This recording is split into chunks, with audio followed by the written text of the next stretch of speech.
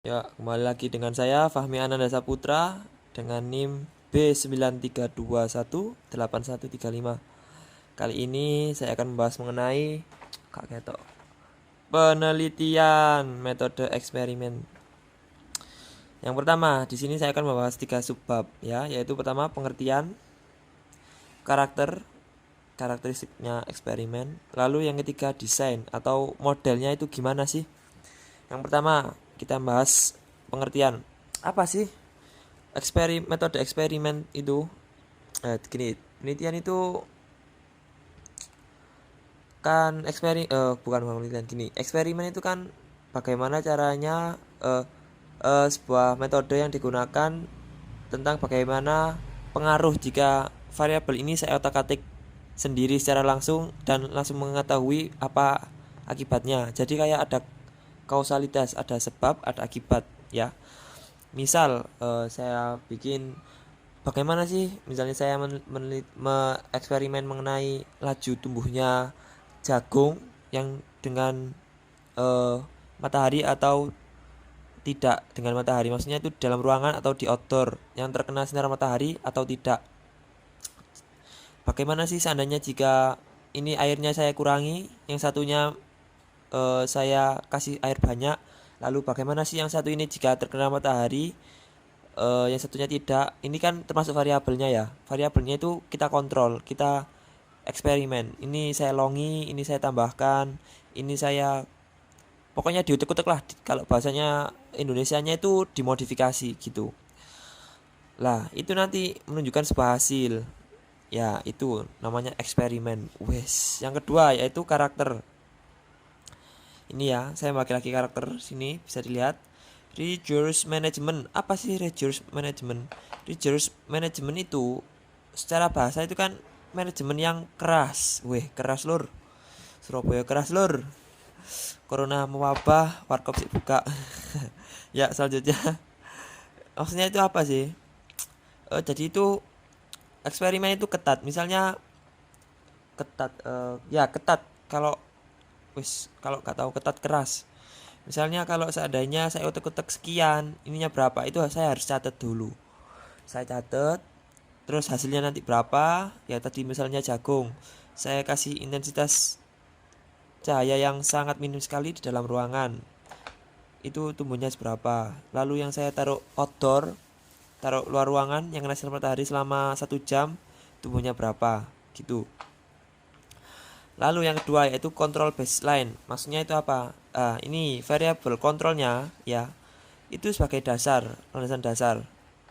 Apa sih variabel kontrol? Ya, itu sudah ada dibahas di pertemuan sebelumnya kan ya. Waktu ketemu Pak Karis itu variabel kontrol, variabel independen, dependen lah gitu. Terus kontrol variance variabel lah. Ini kan variabel kontrol sebagai dasar. Lah, di sini variabel kontrol itu bisa divariasi, men. Bisa divariasi. Misalnya variabel kontrolnya sinar matahari, itu jangan sinar matahari aja. Misalnya kan tadi kan dalam tanaman itu kan yang jadi kontrol kan mataharinya saja tuh. Kita otak-atik misalnya airnya atau misalnya dikasih pupuk atau tidak gitu. Terus yang keempat yaitu validitas and constant. Maksudnya itu apa sih? Maksudnya itu validitas, baik validitas eksternal maupun internal. Maksudnya itu gimana ya? Gini, validitas itu kan menunjukkan bahwa memang benar-benar adanya. Kalau dalam kemarin validitas itu kan benar adanya itu kan, kalau validitas itu 51% kebenarannya sampai 75%. Kalau reliable reliable itu 76% sampai 100%. Lah itu, ini baik internal faktor dalam penelitian maupun faktor dari luar yang menghasilkan eh, pengaruh dalam penelitian gitu. Konstan dan konstan ya. Maksudnya konstan itu apa? Konstan itu apa sih? Konstan itu kan kayak langsung gitu loh. Misalnya misalnya itu saya kentut dut, langsung konstan, saya langsung menutup hidung. Ya itu, jadi konstan maksudnya itu apa sih? Langsung, hasilnya itu langsung. Sampai sini paham ya? Saya harus paham. Nanti kalau nggak paham silahkan dikomentari di kolom komentar. Selanjutnya yaitu desain. Desainnya ada 4. Yang pertama bukan bawang maksud saya itu pre-test, pre-eksperimen, sebelum eksperimen. Pre itu kan secara bahasa kan itu sih sebelum ya. Pulsa prabayar berarti kita harus isi pulsa dulu baru bisa digunakan. Pasca bayar berarti saya telepon-teleponan dulu, bayarnya carry, bayarnya nanti gitu.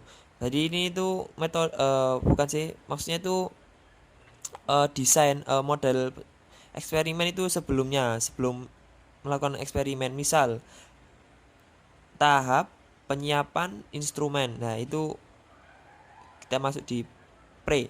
Selanjutnya yaitu true design eksperimen. Maksudnya itu apa sih? Gini, true itu kan benar, maksudnya itu ya eksperimen itu benar-benar terjadi itu di true.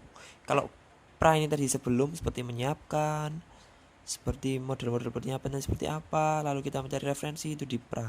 Selanjutnya yaitu di true atau sebenar-benarnya, itu kita baru masuk ke desain true. Selanjutnya kuasi ya. Lah kuasi ini sama dengan true, namun mengalami penambahan sebuah metode lagi. Maksudnya itu metode eksperimennya itu kayak ditambahin seperti kuasi ya. Kuasi ini tuh versi sulitnya true. Jadi ketika kita melakukan true itu kita mengalami kesusahan. Nah, kesusahan karena tidak ada kelompok apa namanya? Kelompok kontrol variabel. Nah, itu kita masuki kuasi. Jadi kuasi ini tuh ketika kita dalam desain true namun kita kesulitan karena kontrol kelompok grup kontrolnya, itu it's very very very different lah, istilahnya itu susah, beda. Jadi kita masuki kuasi. Yang selanjutnya yaitu kuasi ini ya lebih baik daripada pra, modelnya itu lebih baik. Kalau true ini ya urutannya gini, ini ya 1 2 3 4, semakin besar itu berarti semakin baik. Yang selanjutnya yaitu faktor. Ya. Kalau faktor itu gini, kita seminim-minimnya itu harus menggunakan 2 variabel penelitian. Bukan, variabel minimal itu harus 2 yang menjadi variabel kontrolnya. Pokoknya variabelnya itu harus minimal itu 2. Misalnya yang tadi diutek-utek adalah cahaya matahari terus air. Lah ini tuh minimal itu cahaya matahari, air. Lah kan ini kan 2 ya.